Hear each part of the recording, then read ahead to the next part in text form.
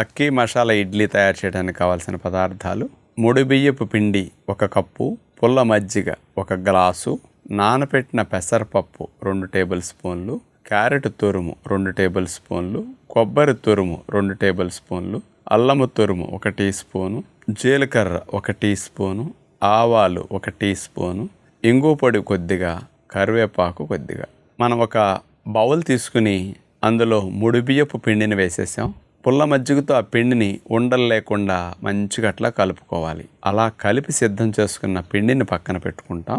ఇక ఇడ్లీకి తాలింపు కోసం చిన్న బాండీ పెట్టేసి అందులో మేగడ వేసేసి ఆవాలు, జీలకర్ర, ఇంగు పొడి, పచ్చిమిరపకాయ ముక్కలు, కరివేపాకు, అల్లము తురుము.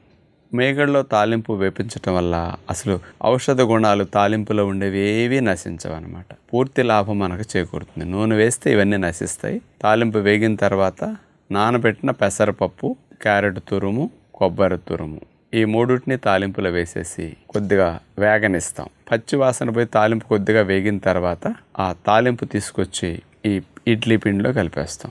ఇడ్లీ పిండి సిద్ధమైంది. ఇడ్లీ పాత్రలో నీళ్లు పోసి రేకు పెట్టేసి అందులో పిండి వేసేసి ఇడ్లీ పిండి పైన జీడిపప్పులు అట్లా పెట్టేసి డెకరేట్ చేస్తాం.